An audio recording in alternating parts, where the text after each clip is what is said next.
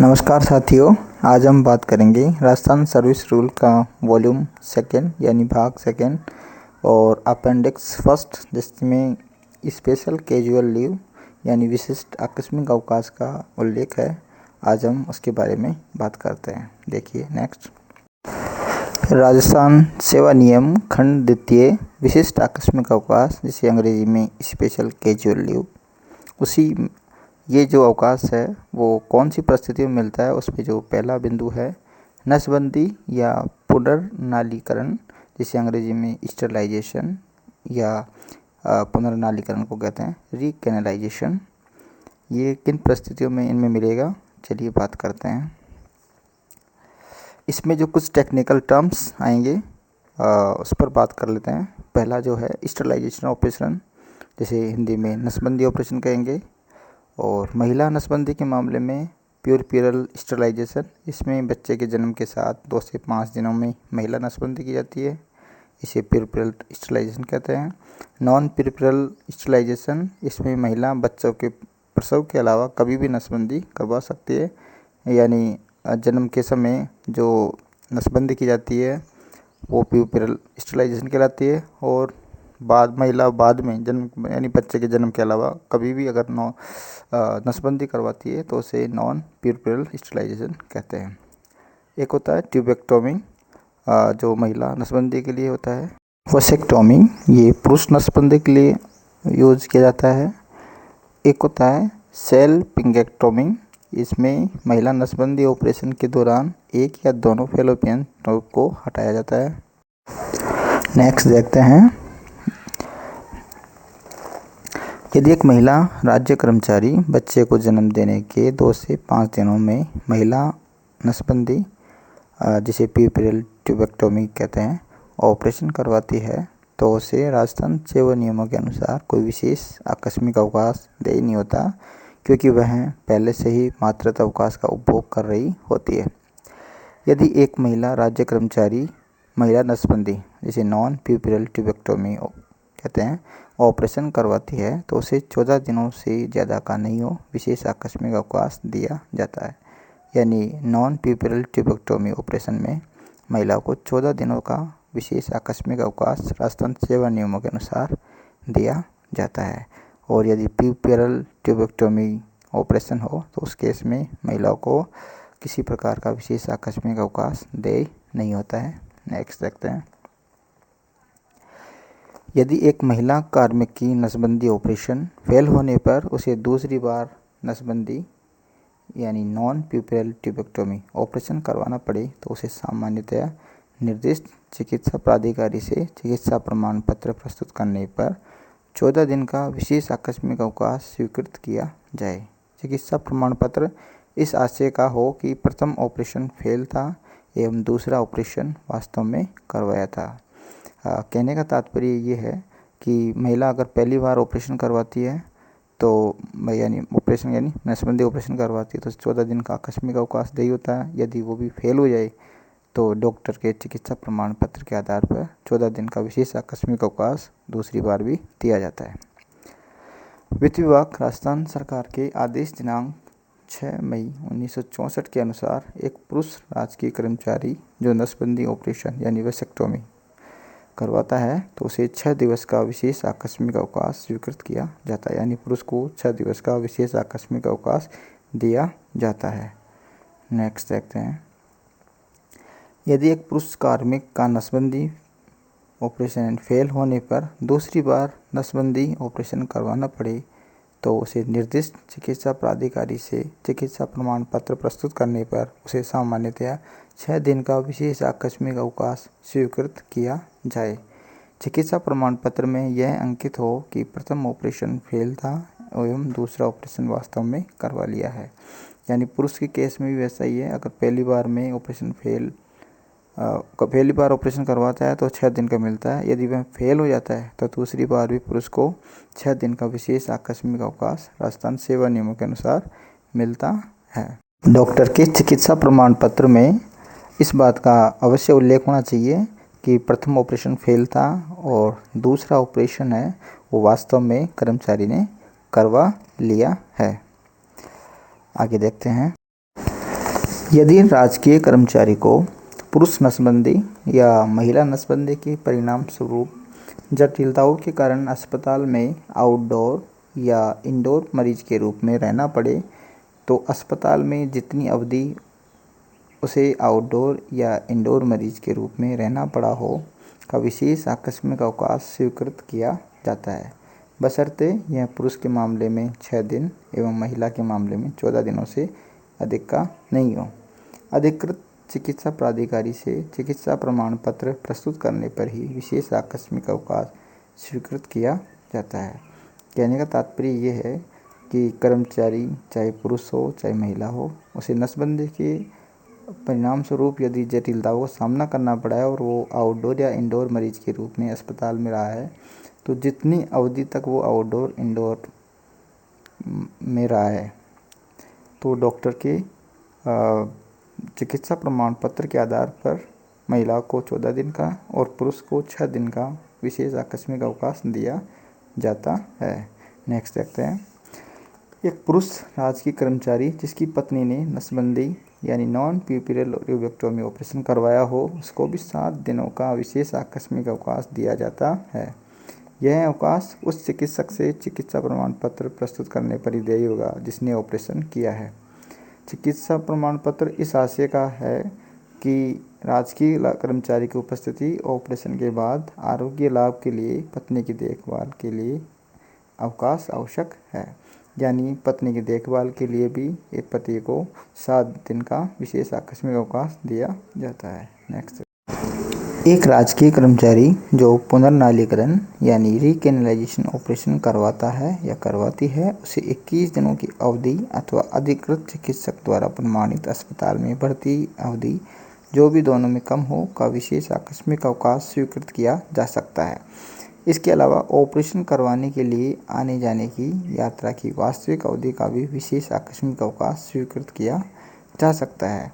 यानी कोई राजकीय कर्मचारी जो रीकेनलाइजेशन ऑपरेशन करवाता या करवाती है, उसे 21 दिन का या अप्रूव्ड हॉस्पिटल में भर्ती अवधि जो है, दोनों में जो कम है उसका विशेष आकस्मिक अवकाश उसे स्वीकृत किया जा सकता है, और जो आने जाने की जो यात्रा की जो वास्तविक अवधि है उसका भी विशेष आकस्मिक अवकाश उसे स्वीकृत किया जा सकता है। पुनर्नालीकरण यानी रीकेनलाइजेशन ऑपरेशन के लिए विशेष आकस्मिक अवकाश पुनर्भरण की प्रतिबद्धता के बिना निम्न परिस्थितियों में स्वीकृत किया जाएगा। यानी किन परिस्थितियों में पुनर्नालीकरण ऑपरेशन के लिए विशेष आकस्मिक स्वीकृत किया जाता है, उनके बारे में बात करते हैं। पहला बिंदु है ऑपरेशन राज्य सरकार के अस्पतालों अथवा राजस्थान सिविल सेवा मेडिकल अटेंडेंस नियमों के अंतर्गत सरकार द्वारा अधिकृत अस्पताल जिसमें पुनर्नालीकरण ऑपरेशन की सुविधाएं उपलब्ध हो, अर्थात हॉस्पिटल राज्य सरकार का हो या राज्य सरकार द्वारा अप्रूव्ड हॉस्पिटल जिसमें पुनर्नालीकरण ऑपरेशन की सुविधाएं उपलब्ध हो, उसी में ये अवकाश स्वीकृत किया जाता है। दूसरा बिंदु है विशेष आकस्मिक अवकाश देने के अनुरोध के साथ ऑपरेशन करने वाले डॉक्टर का मेडिकल सर्टिफिकेट भी शामिल है, जिसमें बताया गया है कि ऑपरेशन और ऑपरेशन के बाद रिकवरी के लिए निर्धारित अवधि के लिए सरकारी कर्मचारी का अस्पताल में भर्ती होना जरूरी है। तीसरा बिंदु है उपयुक्त छूट राज्य सरकार के कर्मचारियों को देनी होगी जो पहला अविवाहित हो, दूसरा जिनके 2 बच्चों से कम हो, तीसरा ठोस कारण से पुनर्नालीकरण की इच्छा, जैसे एक व्यक्ति जिसने पहले नसबंदी ऑपरेशन करवाने के बाद अपने सारे बच्चों को खो दिया हो। नसबंदी या पुनर्नालीकरण से जुड़े विशिष्ट आकस्मिक अवकाश को नियमित छुट्टी से पहले जोड़ा जा सकता है, लेकिन इसे आकस्मिक अवकाश अथवा नियमित अवकाश के बाद नहीं जोड़ा जा सकता है। अब इसमें जैसे दूसरा जो बिंदु है उसमें डॉक्टर का जो मेडिकल सर्टिफिकेट है उसको शामिल किया गया है। तीसरा जो बिंदु है वो है राज्य सरकार के कर्मचारियों के लिए ही है, और उसमें भी ये 3 बिंदु दिए गए हैं, जिसमें अविवाहित वाली स्थिति हो, 2 बच्चों से कम हो, तीसरा जिनके सारे बच्चे ख़त्म हो गए हो। इसमें ये भी ध्यान रखना ज़रूरी है कि नसबंदी या पुनर्नालीकरण से जुड़े विशिष्ट जो आकस्मिक अवकाश है उनको नियमित छुट्टी से पहले जोड़ा जा सकता है, लेकिन इन्हें आकस्मिक अवकाश अथवा नियमित अवकाश के बाद नहीं जोड़ा जा सकता। इस बात का ध्यान रखें। नेक्स्ट देखते हैं। वित्त विभाग राजस्थान सरकार के 29 अप्रैल 1967 के आदेश अनुसार महिला राजकीय कर्मचारियों को परिवार नियोजन कार्यक्रम के तहत IUCD लूप इंसर्शन के उद्देश्य के लिए 1 दिन का विशेष आकस्मिक अवकाश देय है। यहाँ IUCD से तात्पर्य है इंट्रा यूट्रीन कॉन्ट्रासेप्टिव डिवाइस, जैसे कि कॉपर टी। इस डिवाइस को अस्थायी गर्भ निरोधक के रूप में महिला के गर्भाशय में लगाया जाता है। कहने का तात्पर्य यह है कि राजकीय महिला जो कर्मचारी है उनको परिवार नियोजन कार्यक्रम के तहत अगर IUCD लूप इंसर्शन लगवाते हैं तो उनको 1 दिन का विशेष अवकाश मिलता है। नेक्स्ट देखते हैं।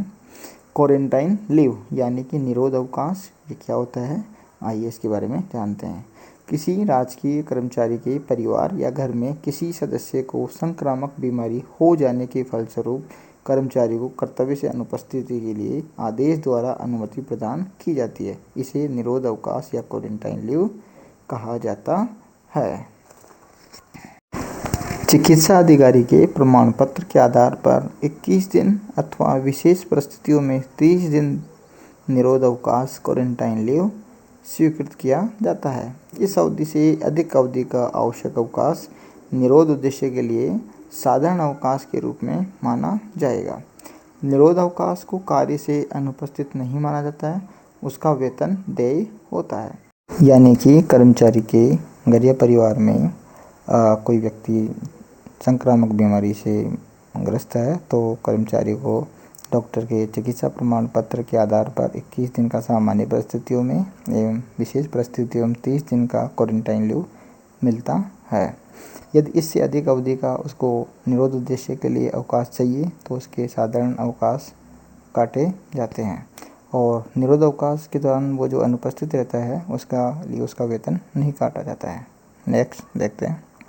इन संक्रामक बीमारियों के लिए निरोध अवकाश स्वीकृत किया जाता है वो है हैजा, चेचक जिसे इंग्लिश में स्मॉल पॉक्स कहते हैं, प्लेग, डिप्थीरिया, टाइफस बुखार, cerebro spinal meningitis, swine flu या इन्फ्लुएंजा ए, H1N1 एवं कोरोना को राजस्थान सेवा नियमों के अंतर्गत संक्रामक बीमारी माना गया है, जिनके लिए निरोध अवकाश स्वीकृत किया जाता है।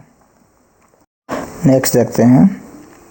वित्त विभाग राजस्थान सरकार के आदेश दिनांक 15/10/2012 के अनुसार स्वाइन फ्लू जिसे H1N1 कहते हैं होने पर अधिकतम 7 दिवस का निरोध अवकाश यानी क्वारंटाइन लीव स्वीकृत किया जाता है। नेक्स्ट देखते हैं। वित्त विभाग राजस्थान सरकार के आदेश दिनांक 3 दिसंबर 1955 के अनुसार यदि कर्मचारी स्वयं संक्रामक रोगों से पीड़ित है तो उसे अवकाश नियमों के अनुसार अवकाश स्वीकृत किया जाता है। वित्त विभाग के आदेश दिनांक 12 मई 2020 के अनुसार कोविड-19 के कारण निरोध अवकाश स्वीकृत किया जाता है। यदि कर्मचारी ने 3 वर्ष की नियमित सेवा पूर्ण नहीं की है तो उस सक्षम चिकित्सा अधिकारी के चिकित्सा प्रमाण पत्र के आधार पर निरोध अवकाश स्वीकृत किया जाता है। यानी 1955 के वित्त विभाग के आदेश के अनुसार कर्मचारी यदि स्वयं संक्रामक रोगों से पीड़ित हो जाता है तो उसे खुद के जो अवकाश नियमों के अनुसार जो अवकाश मिलता है वो स्वीकृत किया जाता है। और 12 मई 2020 के जो आदेश के अनुसार यदि किसी कर्मचारी ने 3 वर्ष की सेवा पूर्ण नहीं की है तो उसे सक्षम चिकित्सा अधिकारी के चिकित्सा प्रमाण पत्र के आधार पर निरोध अवकाश स्वीकृत कर दिया जाता है। नेक्स्ट देखते हैं। निरोध अवकाश के नियमों में निर्धारित 21 व 30 दिन की अधिकाधिक सीमा ऐसे प्रत्येक अवसर के लिए होगी जिसमें अवकाश मांगा गया हो और प्रदान किया गया हो। नेक्स्ट देखते हैं। चेचक यानी चिकन पॉक्स की दशा में निरोध अवकाश तब तक नहीं दिया जाना चाहिए जब तक कि उत्तरदायी चिकित्सा अधिकारी का यह मत ना हो कि चूँकि रोग के ठीक किस्म के विषय में संदेह है, तो इसमें ये ध्यान रखना चाहिए। नेक्स्ट देखते हैं।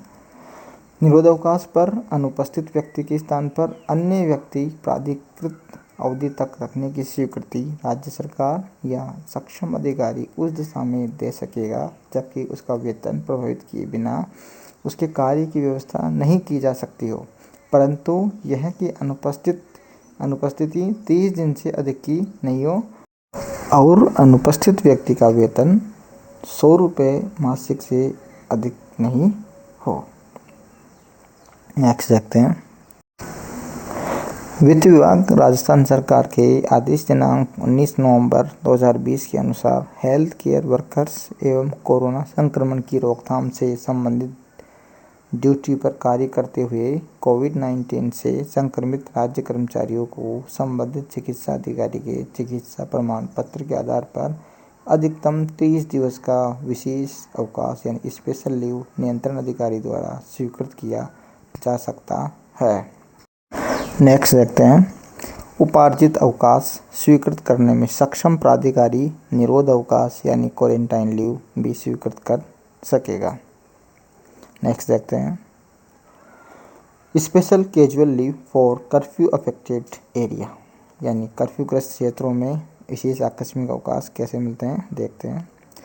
वित्त विभाग राजस्थान सरकार के आदेश दिनांक 7 दिसंबर 1989 के अनुसार ऐसे कर्मचारियों की ड्यूटी से अनुपस्थिति की अवधि जो संबंधित क्षेत्र में कर्फ्यू जारी रहने तक उपस्थित नहीं हो सकते थे या उपस्थित नहीं हो सके को संबंधित कर्मचारी द्वारा एक आवेदन पत्र देकर और उसमें यह बताते हुए कि वह कर्फ्यू लगने के कारण उपस्थित नहीं हो सकता विशेष आकस्मिक अवकाश प्रदान करके नियमित किया जा सकता है, जिसमें यह उल्लेखित करते हुए कि उस क्षेत्र में जहां कर्फ्यू लगा होने के कारण कार्यालय में उपस्थित नहीं हो जहां वह रहता है या उसका कार्यालय स्थित है या जिन क्षेत्रों से उसे कार्यालय में उपस्थित होने के लिए गुजरना पड़ता है।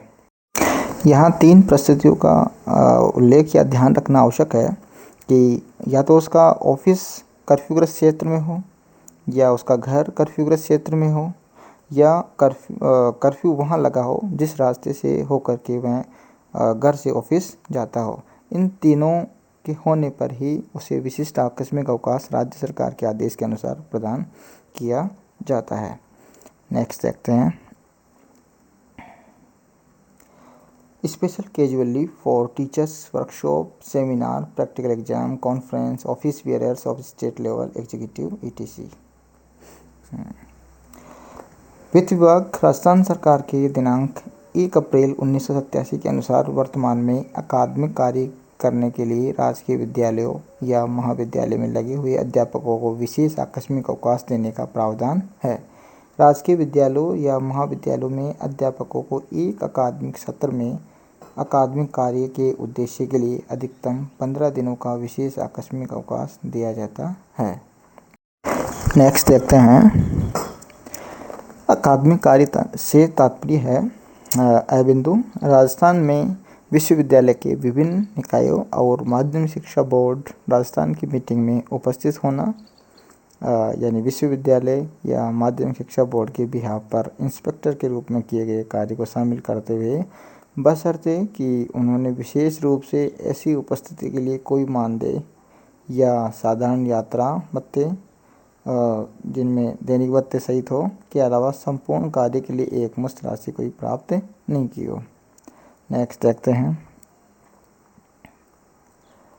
2B राजस्थान में विभागों विश्वविद्यालय माध्यमिक शिक्षा बोर्ड राजस्थान की प्रायोगिक परीक्षाएं आयोजित करवाने के लिए सब बिंदु है संबंधित शिक्षा निदेशक की विशेष पूर्व अनुमोदन से राज्य स्तर या अखिल भारतीय स्तर पर अकादमिक प्रकृति की सेमिनार वर्कशॉप या सम्मेलन में भाग लेने के लिए इस प्रकार का अवकाश मिलता है।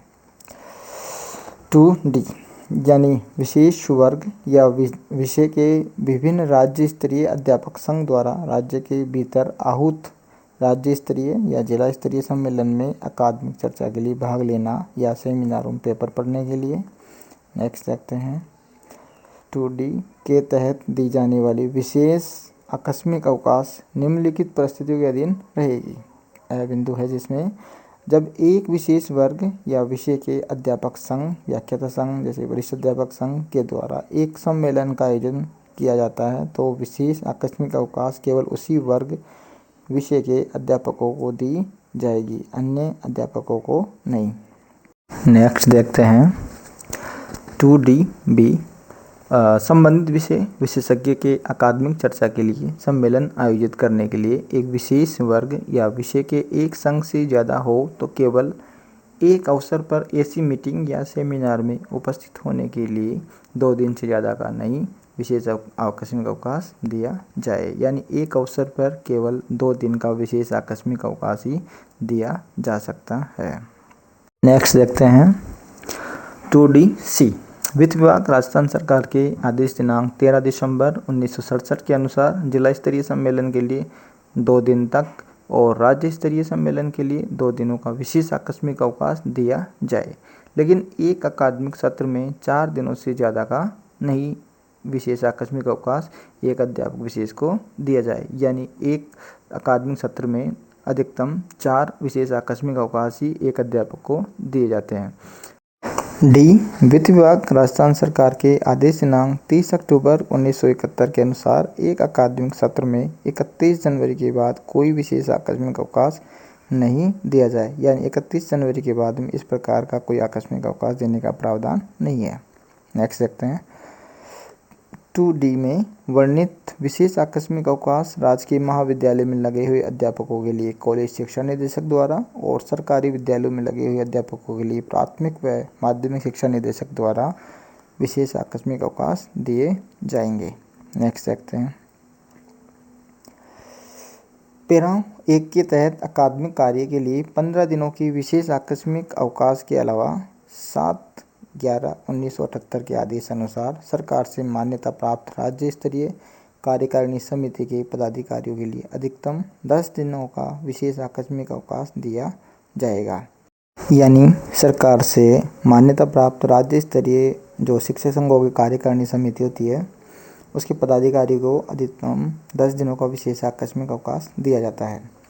यदि एक राजकीय कर्मचारी 2 या 2 से ज़्यादा संघों का पदाधिकारी हो तो वह एक कैलेंडर वर्ष के दौरान कुल मिलाकर 10 दिनों से ज़्यादा का विशेष आकस्मिक अवकाश का अधिकारी नहीं होगा।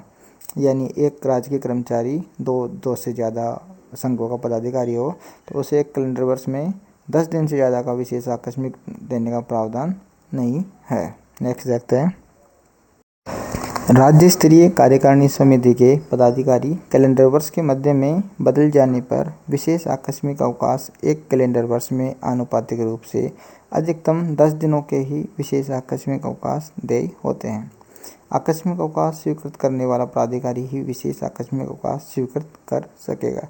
यानी जो राज्य स्तर की जो कार्यकारिणी समिति होती है शिक्षक संघों की, अगर कैलेंडर वर्ष में उनको कोई बदलाव हो जाता है तो आनुपातिक रूप से उनको 10 दिनों का विशेष आकस्मिक अवकाश मिलता है। नेक्स्ट देखते हैं special casual leave for sports tournament coaching trial और ट्रेनिंग।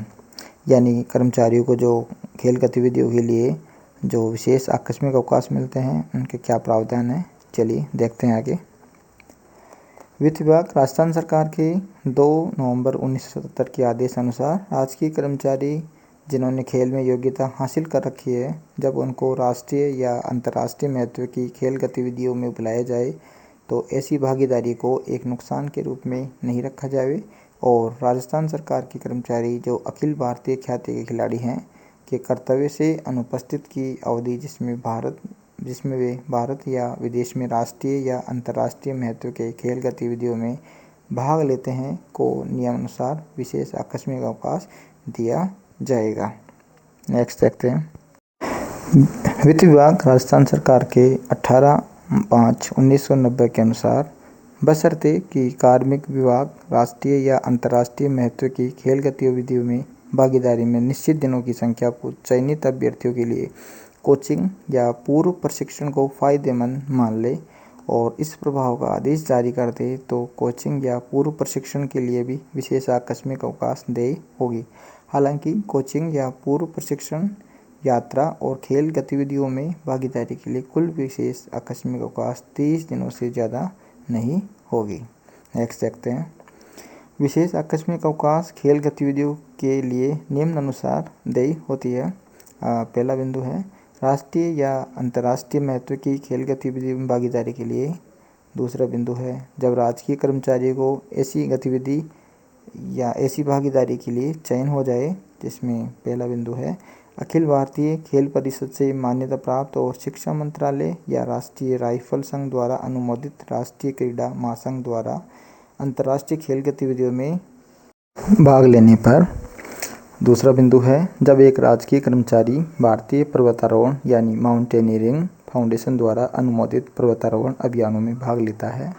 तीसरा बिंदु है जब खेल गतिविधियां इंटर स्टेट, इंटर जोनल या इंटर सर्किल आधार पर आयोजित हो और कार्मिक विभाग के विशेष सचिव के अनुमोदन से स्टाफ वेलफेयर ऑफिसर द्वारा राज्य, जोन या सर्किल जैसा भी मामला हो की ओर से विधिवत नामांकित प्रतिनिधि के रूप में राष्ट्रीय महत्व की गतिविधियों में संबंधित राजकीय कर्मचारी के एक टीम में भाग लेने पर। ऐसी परिस्थितियों में विशेष आकस्मिक अवकाश देय होता है। नेक्स्ट देखते हैं 3A का ए बिंदु है वित्त विभाग राजस्थान सरकार के 18/5/1990 के आदेश अनुसार एक राजकीय कर्मचारी जिसका कोचिंग या पूर्व प्रशिक्षण और खेल गतिविधियों में चयन हो जाए तो वह नियम अनुसार विशेष आकस्मिक अवकाश के अलावा राजस्थान यात्रा भत्ता नियम 1971 के नियम अनुसार यात्रा या ठहरने के भत्तों का पुनर्भरण का हकदार होगा। नेक्स्ट देखते हैं बी, चयनित अभ्यर्थियों को निम्न अनुसार यात्रा, आवास एवं भोजन पर मिलने वाले खर्चे को स्वीकृत नहीं किया जाएगा, जिसका पहला बिंदु है एक राजकीय कर्मचारी जो राष्ट्रीय या अंतर्राष्ट्रीय खेल गतिविधियों में प्रतिनिधि की हैसियत से भाग नहीं लेकर व्यक्तिगत हैसियत से भाग लेने पर यह छूट देय नहीं होगी। दूसरा बिंदु है ऐसे राजकीय कर्मचारी जो स्थानीय या राज्य स्तरीय टूर्नामेंट या मैचों में भाग लेता हो तो उसे एक अवसर पर 10 दिनों से ज़्यादा की विशेष आकस्मिक अवकाश नहीं दिया जाएगा। शर्त यह है कि एक कैलेंडर वर्ष में ऐसी विशेष आकस्मिक अवकाश 10 दिनों से ज़्यादा का नहीं होना चाहिए। नेक्स्ट देखते हैं वित्त विभाग राजस्थान सरकार के 2/11/1977 के आदेश के क्रम में राजकीय कर्मचारियों के नियमानुसार खेल गतिविधियों में भाग लेने पर देय विशेष आकस्मिक अवकाशों को निम्न तक आगे बढ़ाया गया है, जिसमें पहला है वित्त विभाग राजस्थान सरकार के आदेश दिनांक 1/8/1981 के अनुसार एक टीम मैनेजर एवं एक कोच जो टूर्नामेंट के लिए एक टीम के साथ रहते हैं तक आगे बढ़ाया गया है, यानी उनको भी विशेष आकस्मिक अवकाश देय होंगे। दूसरा है वित्त विभाग राजस्थान सरकार के आदेश दिनांक 14/6/1985 के अनुसार वे राजकीय कर्मचारी जो ऑल इंडिया रेडियो, दूरदर्शन, गणतंत्र या स्वतंत्रता दिवस से संबंधित और अंतर्राष्ट्रीय खेल गतिविधियों जैसे Asiad, test match cricket, Davis cup tennis आदि के कार्यक्रमों में भाग लेता हो तक बढ़ाया गया है, यानी इनको भी राजस्थान सरकार के नियम आदेश के अनुसार विशेष आकस्मिक अवकाश दिए जाएंगे। नेक्स्ट देखते हैं वित्त विभाग राजस्थान सरकार के आदेश दिनांक 22 जुलाई 1991 के अनुसार राष्ट्रीय या अंतर्राष्ट्रीय खेल गतिविधियों में भाग लेने पर एक वर्ष में 30 विशेष आकस्मिक अवकाश देय हैं, लेकिन एक वर्ष में खेल गतिविधियों के लिए 30 दिनों से ज़्यादा दिनों की आवश्यकता है तो इस अतिरिक्त दिनों के लिए विशेष आकस्मिक अवकाश देय नहीं होगी। यानी राष्ट्रीय और अंतर्राष्ट्रीय खेल गतिविधियों में भाग लेने के लिए केवल एक वर्ष में 30 विशेष आकस्मिक अवकाश ही मिलते हैं। यदि इससे ज़्यादा की आवश्यकता है तो उसे विशेष आकस्मिक अवकाश नहीं दिए जाते हैं, उसे खुद के अवकाश खाते में दर्ज अवकाश ही लेने पड़ेंगे। नेक्स्ट देखते हैं